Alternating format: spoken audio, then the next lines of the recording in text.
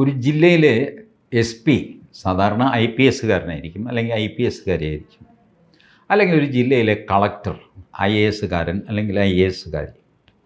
ഇവരെ സ്ഥലം മാറ്റുമ്പോൾ നാട്ടുകാർ ബഹളം വെച്ച് അവരെ മാറ്റരുത് എന്ന് പറയുന്നൊരവസ്ഥ നിങ്ങൾ കണ്ടിട്ടുണ്ടോ? എൻ്റെ ഓർമ്മയിൽ അത്യപൂർവമേ ഉള്ളൂ. പണ്ട് മഹാരാഷ്ട്രയിൽ, അത് 90s ധുലിയ എന്ന ജില്ലയിലെ കളക്ടർ, അദ്ദേഹത്തെ സർക്കാർ അവിടെ നിന്ന് മാറ്റിയപ്പോൾ ബഹുജനങ്ങളെല്ലാം കൂടെ വലിയ ജാഥയും പ്രതിഷേധവും ഒക്കെ നടത്തി. കാരണം ഈ മനുഷ്യൻ വളരെ നന്നായിട്ട് ആ ജില്ല ഭരിച്ചുകൊണ്ടിരുന്നു. അന്ന് രാഷ്ട്രീയക്കാർ ഞെട്ടിപ്പോയി. കാരണം അവരുടെ വിചാരം അവരാണ് ഭരിക്കുന്നതെന്നാണ്. അങ്ങനെയല്ല, ജില്ലാ കളക്ടറാണ് ഭരിക്കുന്നതെന്ന് അന്നാണ് അവർക്ക് മനസ്സിലായത്. സകല ആപത്തിലും ഓടിയെത്തുന്നൊരു മനുഷ്യൻ, സാധാരണക്കാർക്കെല്ലാം അപ്രോച്ചബിളായിട്ടുള്ള പോപ്പുലറായിട്ടുള്ളൊരു മനുഷ്യൻ. ഇന്നത്തെ ഐ എ എസ്സുകാരെ പോലെ പത്രപ്രസ്താവന കൊണ്ടോ ടി വിയിൽ വെല്ലുവിളിച്ചോ ഫേസ്ബുക്കിൽ പോസ്റ്റിട്ടോ ഒന്നും ഷൈൻ ചെയ്യുന്ന ആളായിരുന്നില്ല ധുലിയ കളക്ടർ. അദ്ദേഹം ശാന്തമായിട്ട് ചെയ്യാനുള്ളത് ചെയ്തുകൊണ്ടിരുന്നു. അന്ന് പിന്നെ ഈ ഫേസ്ബുക്കും ചാനലും ഒന്നും ഇല്ലെന്നും വെച്ചോ. ഈ ഉണ്ടെങ്കിൽ തന്നെ ആ മനുഷ്യൻ്റെ സ്വഭാവം അനുസരിച്ച് അദ്ദേഹം അത് ഉപയോഗിക്കുമായിരുന്നില്ല. ഇപ്പോൾ അടുത്ത കാലത്ത് കഴിഞ്ഞ ആഴ്ച നടന്ന സംഭവം, ഇൽമ അഫ്രോസ് എന്ന ഒരു ഐ പി എസ്സുകാരി, മുസ്ലിമാണ്, പെൺകുട്ടി. അവർക്ക് ഹിമാചൽ പ്രദേശിൽ ബഡ്ഡി എന്ന സ്ഥലത്താണ് അവർ സൂപ്രണ്ട് ഓഫ് പോലീസായി ജോലി നോക്കുന്നത്. ഈ ബഡ്ഡിയിൽ ഒരുപാട് വികസന പ്രവർത്തനങ്ങളുടെ പേരിൽ ഇല്ലീഗൽ മൈനിങ്, ഭൂമാഫിയ ഇതൊക്കെയുണ്ട്. ഹിമാചൽ പ്രദേശ് ഭരിക്കുന്നത് കോൺഗ്രസ് ആണ്, നിങ്ങൾക്കറിയാമല്ലോ, സുഖ്വിന്ദർ സിംഗ് സുഖു. അപ്പോൾ സുകുമാരനാണ് അവിടെ ഭരണം. സുഖുവിനെ കുറ്റം പറയാൻ പാടില്ല കേട്ടോ. കാരണം സുഖുവാണ് രാമക്ഷേത്രത്തിൽ പോയി തൊഴുത ഒരു കക്ഷി. പിന്നെ പോയത് നമ്മുടെ കേജ്രിവാൾ. ഇരിക്കട്ടെ, അത് വേറൊരു ഇഷ്യൂ. ഏതായാലും ഈ ഇൽമ അഫ്രോസ് റോഡ്സ് സ്കോളർ, അത് ഒരു യൂണിവേഴ്സിറ്റി ഏതാണ്, സെൻറ്റ് സ്റ്റീഫൻ കോളേജ് ഡൽഹിയിൽ പഠിച്ചു, യൂണിവേഴ്സിറ്റി ഓഫ് ഓക്സ്ഫോർഡിൽ പഠിച്ചു, വലിയ മിടുക്കിയാണ്. അവർ ഹിമാചൽ പ്രദേശിലെ ഈ ബഡ്ഡി എന്ന സ്ഥലത്ത് ജോലി ചെയ്യുമ്പോൾ അവരോട് സർക്കാർ ലീവ് എടുത്ത് പോകാൻ പറഞ്ഞു. എന്താ കാര്യം എന്ന് വെച്ചാൽ, അവരൊരു MLA-യുമായിട്ട് ഉടക്കാൻ കാരണം അവരുടെ ചില ആക്ഷൻസാണ്. ആക്ഷൻസ് ഈ ഇല്ലീഗൽ മൈനിങ് അത് ഇതൊക്കെയാണ്. കോൺഗ്രസ് MLA രാംകുമാർ ചൗധരി ആയിട്ടാണ് അവരുടെ വഴക്കുണ്ടായത്. വഴക്കൊന്നും ഇട്ടില്ല, അവർക്ക് ചെയ്യാനുള്ളത് അവർ ചെയ്തു. MLA-ക്ക് പിടിച്ചില്ല. MLA ഫോൺ ചെയ്ത് പറഞ്ഞു, മാഡം മര്യാദയ്ക്കത്. മാഡം പറഞ്ഞു, അയ്യോ അത് നടക്കില്ല സാർ. അങ്ങനെ ഇവരോട് ലീവിൽ പോകാൻ പറഞ്ഞു. ലീവിൽ പോയിട്ട് കഴിഞ്ഞ ഡിസംബർ 17 അവർ തിരിച്ച് ജോയിൻ ചെയ്ത് കഴിഞ്ഞപ്പോൾ അവർക്ക് ഡ്യൂട്ടി ഇല്ല. ഡ്യൂട്ടിയിൽ ജോയിൻ ചെയ്തു, ശമ്പളമൊക്കെ കിട്ടും, പക്ഷേ ജോലിയൊന്നുമില്ല. മേശപ്പുറത്ത് ഒരു മേശയും കസേരയും ഉണ്ടാവുമല്ലോ, അതിലിങ്ങനെ ഈ നമ്മളുടെ പേപ്പർ വെയിറ്റ് ഇട്ട് ഇങ്ങനെ കറക്കിക്കൊണ്ടിരിക്കുക, അങ്ങനെ എന്തെങ്കിലുമൊക്കെ ചെയ്യാം. ഇതാണ് ഡ്യൂട്ടി. അപ്പോൾ സച്ചാറാം എന്ന ഒരാൾ ഒരു പൊതു താൽപ്പര്യ ഹർജിയുമായിട്ട് ഹിമാചൽ പ്രദേശ് ഹൈക്കോടതിയിൽ പോയി. അയാളുടെ വാദം, ഈ ഇൽമ അഫ്രോസിനെ രാഷ്ട്രീയക്കാർ പ്രഷറൈസ് ചെയ്ത് ലീവ് എടുപ്പിച്ചതാണെന്നും അവർ നല്ല രീതിയിൽ ലോ ആൻഡ് ഓർഡറൊക്കെ നോക്കുന്ന നല്ല ഒന്നാന്തരം IPS-കാരിയാണെന്നും ബഡ്ഡി, ബറോട്ടിവാല, നാലാഗഡ് ഡെവലപ്മെൻറ്റ് ഏരിയ, ഇതാണ് ആ ഏരിയയുടെ പേര്. അവിടുത്തെ law and order deteriorated after her transfer. അവിടെ ഇപ്പോൾ കിടക്കപ്രതിയില്ല, കള്ളന്മാരുടെയും കൊള്ളക്കാരുടെയും ശല്യം. During her tenure, Afroz reportedly took strict action against illegal mining, drug related crimes and other organised activities. Illegal mining ഉണ്ടായിരുന്നു, ഡ്രഗ് കേസ്, ഇതൊക്കെ ഇൽമ അഫ്രോസ് പിടിക്കുന്നു. അൺകോംപ്രമൈസിംഗ് ആയിട്ട് പ്രതികളെ ചാർജ് ചെയ്യുന്നു. പൊളിറ്റിക്കൽ ഇൻ്റർഫറൻസ് അംഗീകരിക്കുന്നില്ല. അങ്ങനെ വലിയ ബഹളം.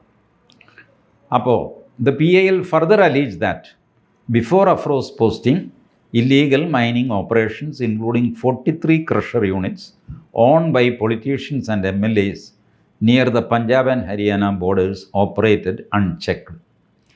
43 ക്രഷർ യൂണിറ്റുകൾ MLA-മാരുടെയും മന്ത്രിമാരുടെയും ഒക്കെ ക്രഷർ യൂണിറ്റുകൾ അവിടെ പ്രവർത്തിച്ചുകൊണ്ടിരുന്നു, ഹരിയാന ഹിമാചൽ പ്രദേശ് ബോർഡറിലൊക്കെ. ഇതൊക്കെ ഈ IPS-കാർ നിർദ്ദയം പൂട്ടിച്ചു കളഞ്ഞു.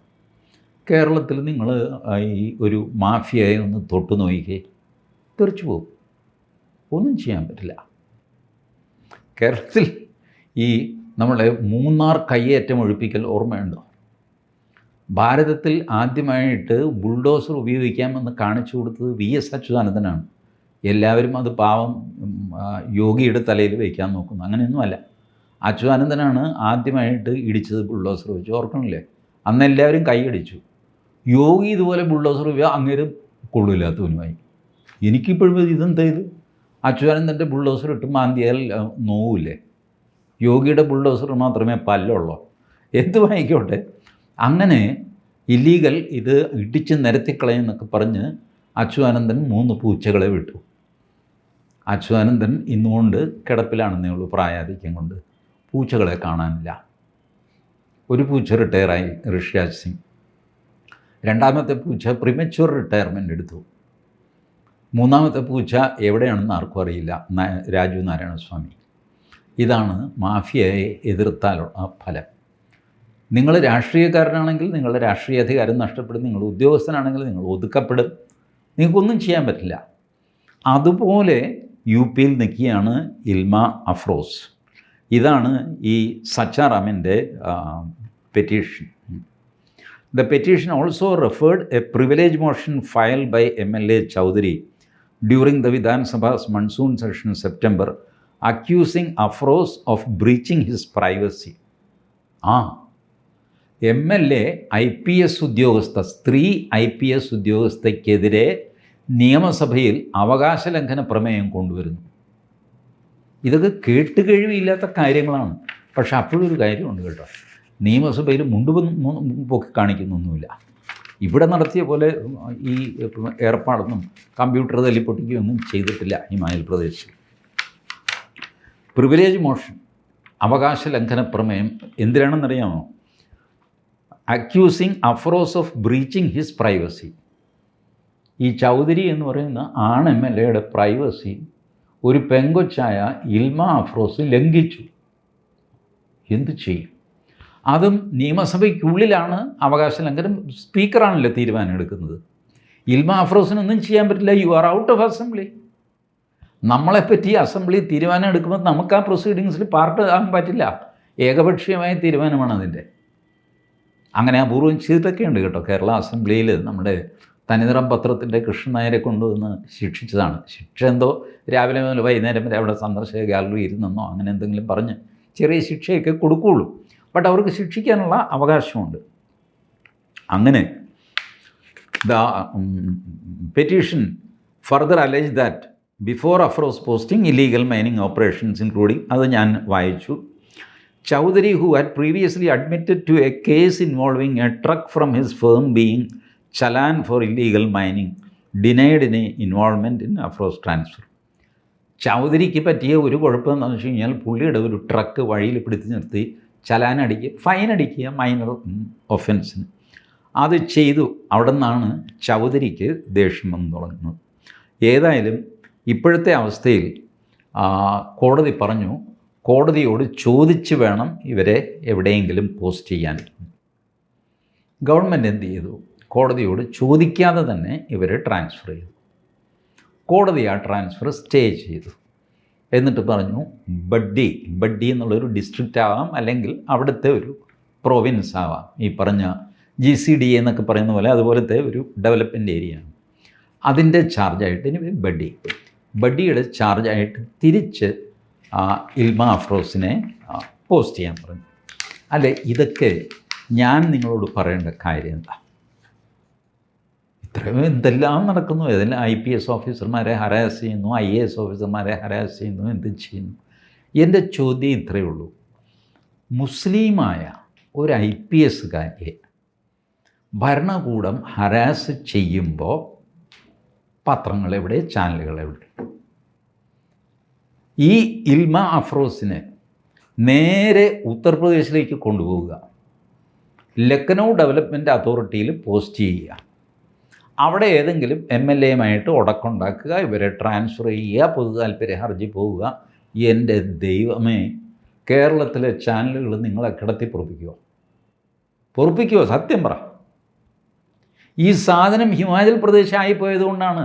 അല്ലെങ്കിൽ ഒരു മുസ്ലിം IPS കാരി, റോഡ് സ്കോളർ, ഓക്സ്ഫോർഡ് യൂണിവേഴ്സിറ്റിയിൽ പഠിച്ചവൾ, അവളുടെ കണ്ണീർ, അവൾ പൂക്കളെയും മൃഗങ്ങളെയും സ്നേഹിച്ചിരുന്നു എന്നൊക്കെ പറഞ്ഞിട്ട് ഈ ഇൽമ അഫ്രോസ് കേരളത്തിൽ ഭയങ്കര പ്രശസ്തിയാകുമായിരുന്നു. അതായില്ല എന്നുള്ളതാണ് എൻ്റെ പരാതി. അതുകൊണ്ട് അത് ആക്കാൻ ശ്രമിക്കുകയാണ് ഞാൻ. ഇൽമ അഫ്രോസ് കൊള്ളാവുന്ന ഒരു പെങ്കൊച്ചാണ്. അവർ ഇതിനിടയ്ക്ക് എന്ത് സംഭവിച്ചു എന്ന് പറഞ്ഞാൽ, UP ബൈ ഇലക്ഷൻ വന്നു. ഈ പെൺകുട്ടിയെ ബലം പ്രയോഗിച്ച് നിർബന്ധിത ലീവിൽ വിടുകയായിരുന്നല്ലോ. പെൺകുട്ടി അവിടെ പോയി കഴിഞ്ഞപ്പോൾ IPS കാരിയാണല്ലോ. ഇവർ പല സ്ഥലത്തും പ്രസംഗിക്കാൻ ക്ഷണിച്ചു. ഇവർ പോയി പ്രസംഗിച്ചപ്പോൾ നാഷണൽ ഇഷ്യൂസാണ്, തെരഞ്ഞെടുപ്പുമായിട്ട് യാതൊരു ബന്ധവുമില്ല. ബട്ട് ഇവരുണ്ടാക്കിയ ഒരു ഓളത്തിൽ പോലീസുകാർ, പ്രത്യേകിച്ച് IPS കാരൊക്കെ സംസാരിക്കുമ്പോൾ നാഷണലിസം സ്വാഭാവികമായിട്ട് അവരുടെ വായിൽ നിന്ന് വരും. ഇവരുടെ പ്രസംഗം കേട്ട എല്ലാവരും BJPക്ക് വോട്ട് ചെയ്യാൻ തീരുമാനിച്ചു. അങ്ങനെ കുന്ദർക്കി നിയോജകമണ്ഡലം, കുന്ദർക്കിയിൽ 62% മുസ്ലിങ്ങളാണ്. 62-ൽ കുറച്ച് പേര്, ഇത് എപ്പോഴും ഒരു വിഭാഗം മുസ്ലിം മാത്രമാണ് ജയിച്ചു പോകാറുള്ളത് അവിടെ. മറ്റേ വിഭാഗങ്ങൾക്ക് നിങ്ങളൊന്ന് ആലോചിച്ച് നോക്കുക, മലപ്പുറത്ത് എപ്പോഴും തങ്ങൾ കോയ ജയിക്കുന്നു. അപ്പോൾ ബാക്കിയുള്ളവർക്ക് ചൊറിയുമല്ലോ, റാവുത്തർ, പൂയിസ്ലാൻ, അങ്ങനെ പല ജാതികളുണ്ട്.